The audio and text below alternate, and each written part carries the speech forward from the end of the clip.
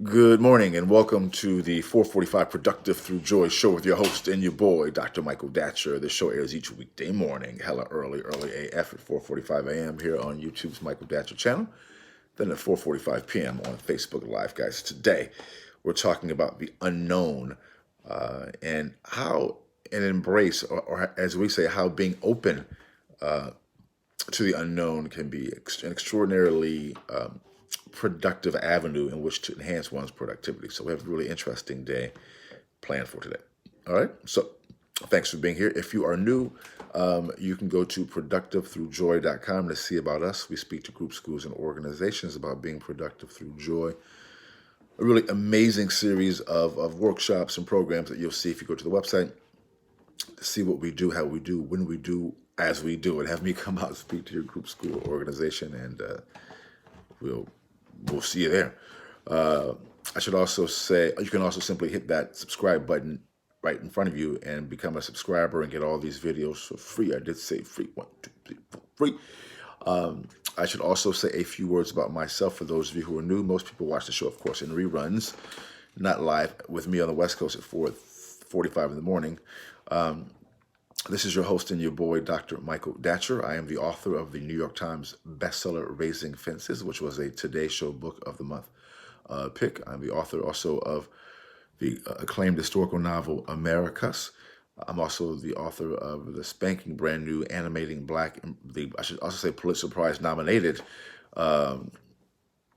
Animating Black and Brown Liberation, A Theory of American Literatures. My educational background is UC Berkeley as an undergrad. My master's is from UCLA, and my PhD in English literature is from the University of California at Riverside. I am currently the board president of the great nonprofit here in Los Angeles' Crenshaw District, The World Stage. Guys, I'm an expert at being productive, all right? I don't say that to brag or boast, but people are oftentimes surprised at my level of productivity when they hear about my crazy story. I am the product of a young girl who was sexually assaulted at age 16 and gave birth to me at age 17 and subsequently gave me up for adoption to an amazing single divorcee. Yet at the time, no biological father, no adopted father. Listen, difficult times for the young MD. And as Kool Modi famously said, how you like me now, right? We know that reality really inspires me personally, inspires our business, and certainly inspires this show because we know it's not where you're from, it's where you're about to go. So thanks for being here, guys, as we dive into the topic.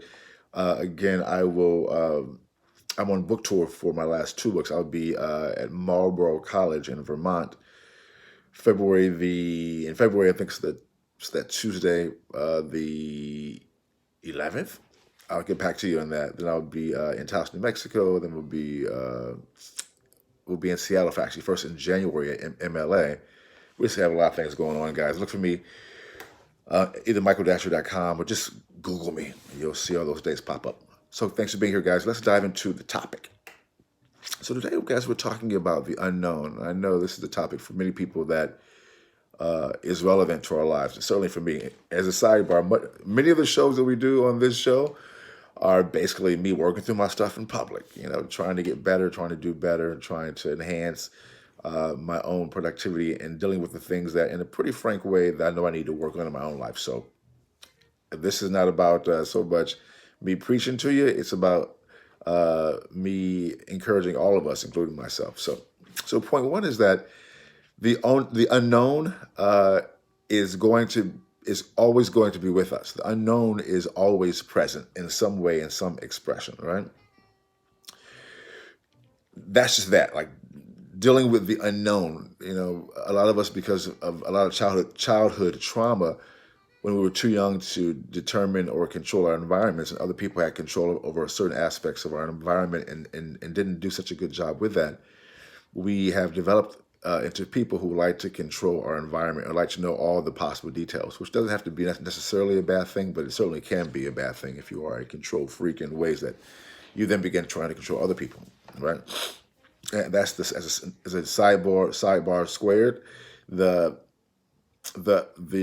not too often discussed aspect of people who are control freaks, who talk about and almost in many ways they brag about being control freaks, is that what they are not saying is that by being control freaks, they're also controlling other people. They're doing the exact same thing that they didn't like other people doing to them, which is, that's just a bad karmic personal choice. You don't want to be controlling people where you are to the point where you're delimiting the subject opportunities for other people. That's just not a good situation. So whatever the case, because the unknown oftentimes is a thing that we cannot control, we don't like it.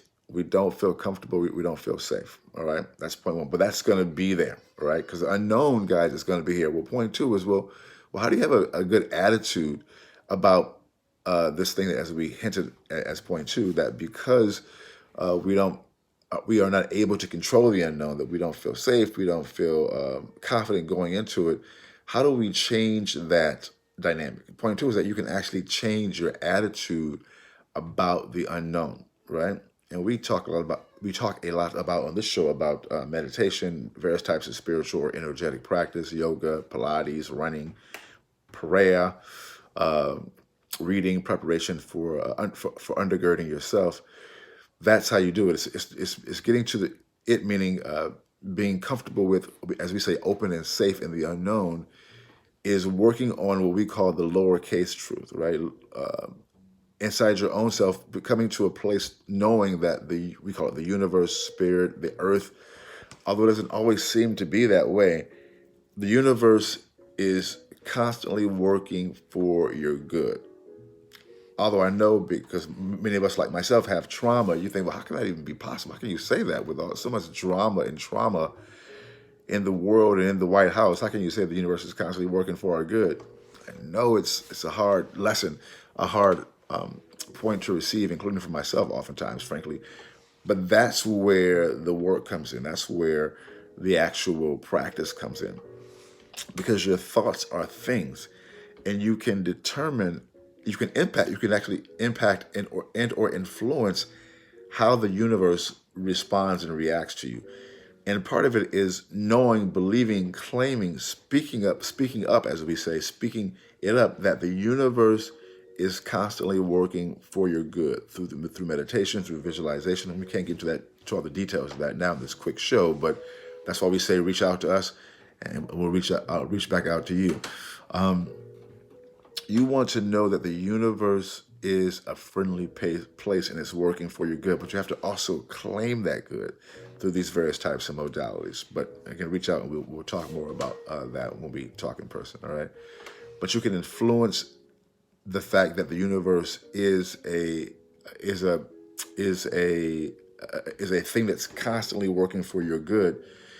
And in contradistinction, though, if you think that the universe and behave in ways that the universe is not a friendly place, and begin to think that it's out to get you, to use the vernacular, it will come get you.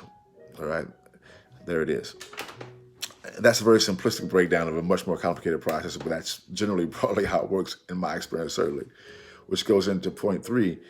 So what do? You have to practice.